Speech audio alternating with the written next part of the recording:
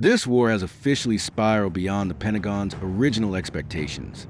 Weeks of relentless, punishing airstrikes were supposed to quickly break the back of the Iranian regime. But instead of crumbling, Iran's resistance has only grown more ferocious and deeply entrenched.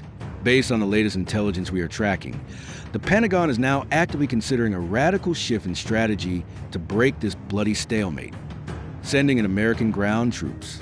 But for the United States, deploying boots on the ground isn't just a tactical pivot. It is an operation that threatens to plunge the U.S. military into a catastrophic and inescapable new level of danger. Over the last 2 weeks, we've seen relentless airstrikes completely dismantle the Iranian conventional navy and systematically wipe out their integrated air defense systems. The U.S. and Israel currently own the skies over the Persian Gulf. But there's a fundamental rule. Air power alone does not hold ground. And despite the sheer volume of ordnance being dropped, the Iranian regime is surviving. Because of this, Washington is getting impatient. And over the past few days, the Pentagon abruptly canceled a massive, division-level headquarters training exercise for the elite 82nd Airborne Division at Fort Liberty, North Carolina. The command element of the U.S. military's premier immediate response force, a unit designed to deploy anywhere on Earth within 18 hours, was ordered to stay on base. When asked if the United States was preparing to put boots on the ground in Iran, the White House stated it is not part of the operational plan at this stage. But critically, they refused to take the military option off the table. So, if the 82nd Airborne is prepping for a jump into Iranian territory, where are they going? According to intelligence leaks reported by Axios, the target isn't Tehran. The target is a tiny, isolated piece of rock in the northern Persian Gulf called Kharg Island. On paper, seizing Kharg Island looks like the ultimate silver bullet to win the war and collapse the Iranian economy overnight. But when you look at the actual geography, the logistics, and the terrifying artillery arsenal Iran has pointed at this exact spot, a horrifying reality emerges. If the U.S. military drops the 82nd Airborne onto Kharg Island, they aren't just starting a ground war, they are walking into a catastrophic, inescapable siege. Kharg Island is small. It sits about 20 to 25 kilometers off the Iranian mainland coast in the northern Persian Gulf. The terrain is largely flat, completely devoid of natural cover, and dominated by industrial infrastructure. But this tiny island is the beating heart of the Islamic Republic. Kharg Island is Iran's primary oil export terminal. A staggering 90% of Iran's crude oil exports flow through the pipelines connected to this island before being loaded onto supertankers. If the United States military occupies Kharg Island, they effectively turn off the financial faucet of the Iranian regime. It would cripple Tehran's ability to fund the Islamic Revolutionary Guard Corps and their proxy networks across the Middle East. Furthermore, from a tactical perspective, Kharg Island looks like an airborne commander's dream. In the upper right corner of the island sits a perfectly paved, 2,500-meter-long runway. It is completely isolated, meaning Iran cannot simply drive tanks down a highway to reinforce it. So, how does the assault happen? In the initial phase of the operation, the getting-in phase, the United States would execute a flawless, overwhelming joint entry operation. Because the U.S. and Israel have already achieved total air supremacy, the sky belongs to Washington. In the hours leading up to the jump, U.S. stealth bombers, carrier-based F-35, and guided missile destroyers would unleash a biblical barrage of precision-guided munitions on the island. The Iranian garrison stationed there, trapped on a flat island with absolutely zero overhead cover, would be completely decimated. With the Iranian Navy virtually non-existent at this point in the conflict, Tehran possesses zero amphibious capability to send reinforcements across the 20-kilometer stretch of water under the cover of darkness. C-17 Globemasters and C-130 Hercules transport aircraft which sweep in at low altitude. Thousands of paratroopers from the 82nd Airborne would fill the sky, securing the runway, neutralizing the surviving defenders, and establishing a defensive perimeter around the oil terminals. Within 12 hours, the American flag will be flying over Iran's most valuable economic asset. The talking heads on the news would declare a massive strategic victory. But that is exactly when the nightmare begins. Because in warfare, taking an island is one thing. Holding it is something entirely different. To keep a brigade of American paratroopers alive, fighting and supplied on a hostile island, you need a mountain of logistics. We are talking hundreds of tons of food, water, medical supplies, and ammunition delivered every single day.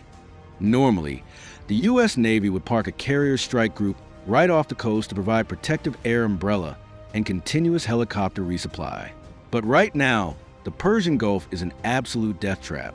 Iran has spent the last 2 decades building one of the most lethal anti-access and area denial bubbles on the planet.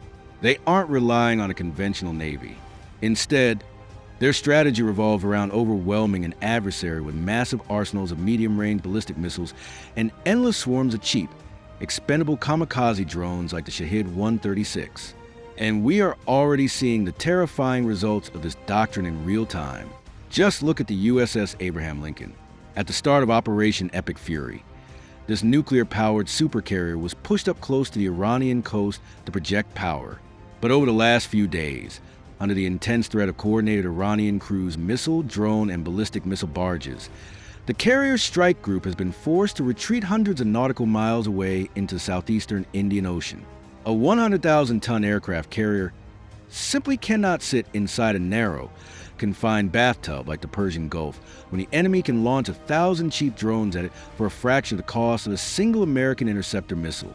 Okay, you might say, if the Navy is pulling back, why don't we just fly the supplies in from our massive, entrenched air bases in Saudi Arabia, the UAE, or Qatar?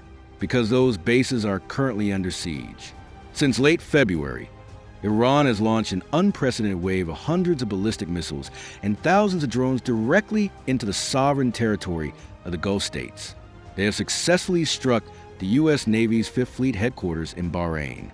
They have hit near Al Udeid Air Base in Qatar, Ali Al Salem Air Base in Kuwait, and Prince Sultan Air Base in Saudi Arabia. Iranian drones have even destroyed highly advanced, multi-million-dollar U.S. long-range radar systems and THAAD batteries across the region. The Gulf states are panicking. Their civilian infrastructure and oil refineries are taking hits. Because of this relentless bombardment, these host nations will almost certainly lock down their airspace, refusing to allow the U.S. to use their territory to launch or supply a ground invasion of Kharg Island. Iran's message to the Arab states is brutally clear. If you help the Americans invade, your cities will burn. This means the U.S. Air Force will be forced to fly resupply missions from massive distances, relying on bases as far away as Jordan or aircraft carriers loitering way out in the ocean. The logistical tether to those paratroopers on Kharg Island will be stretched to its absolute breaking point. And waiting at the end of that tether is a 20-kilometer wide kill zone. In 1968, during the Vietnam War, thousands of U.S. Marines were surrounded and besieged at the Khe Sanh Combat Base. The North Vietnamese Army had positioned heavy artillery in the impassable hills surrounding the base. For 77 days, the Marines were subjected to a relentless, terrifying artillery barrage.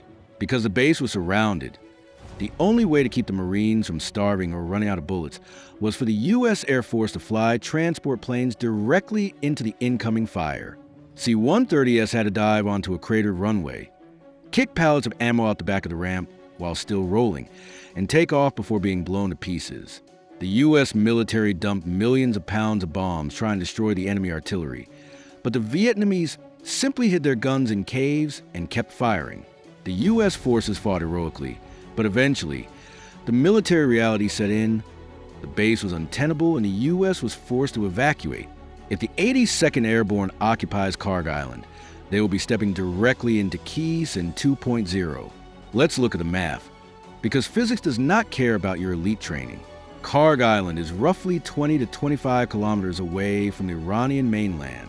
Iran possesses a massive arsenal of M46 130mm towed field guns. This is a weapon born in the 1950s, originally designed by the Soviet Union. It is old, it is unglamorous, but it is brutally effective.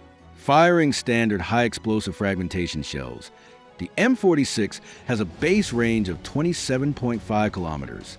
This means that if Iran parks these guns literally right on the beach, their standard, unguided artillery shells can reach every single square inch of Kharg Island. But it gets worse. If the Iranians use base bleed ammunition, which bleeds gas out the back of the shell to reduce drag, The range extends to 35 kilometers. If they use rocket-assisted projectiles, the range jumps to 44 kilometers.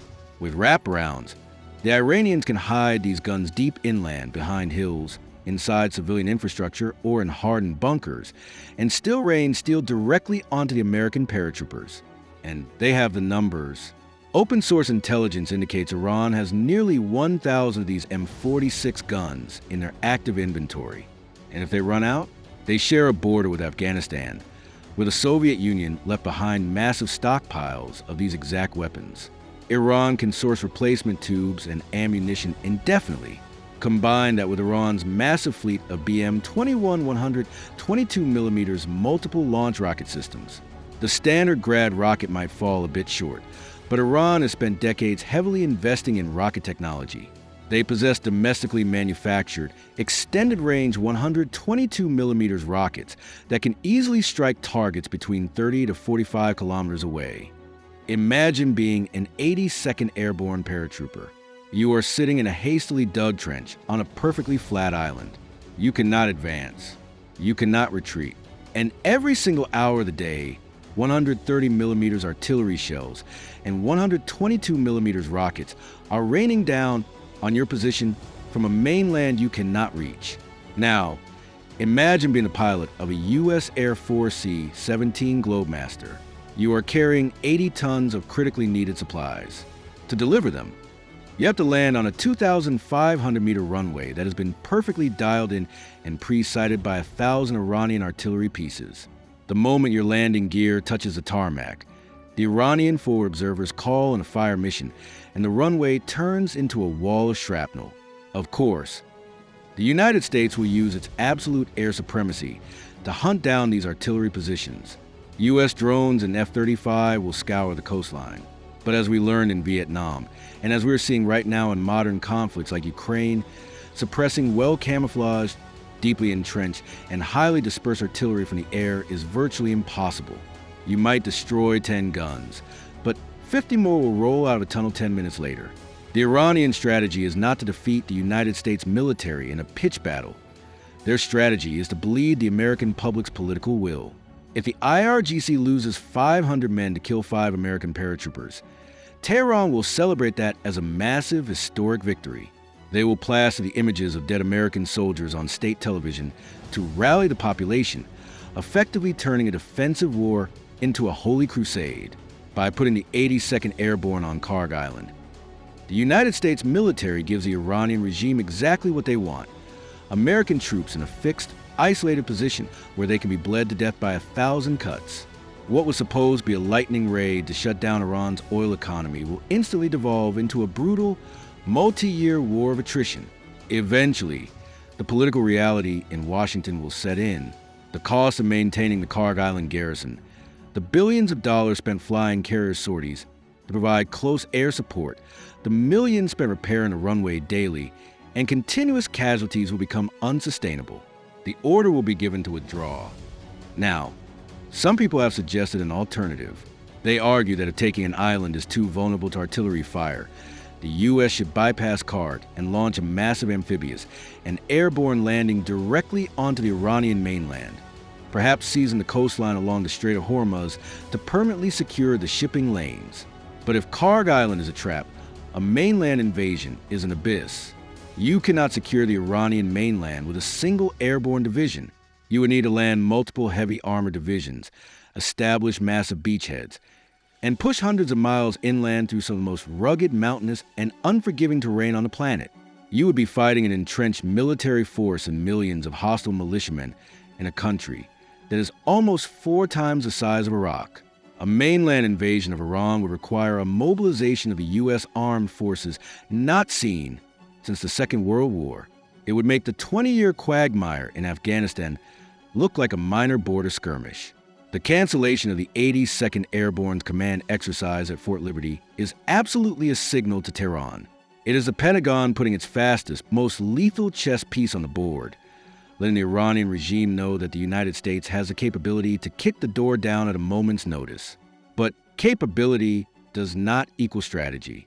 Seizing Kharg Island is a tactical fantasy that ignores the harsh realities of artillery mathematics and geopolitical logistics.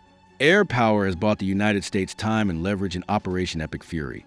But putting boots on the ground, especially on an isolated rock 20 kilometers from 1,000 enemy artillery guns, is a recipe for a military disaster.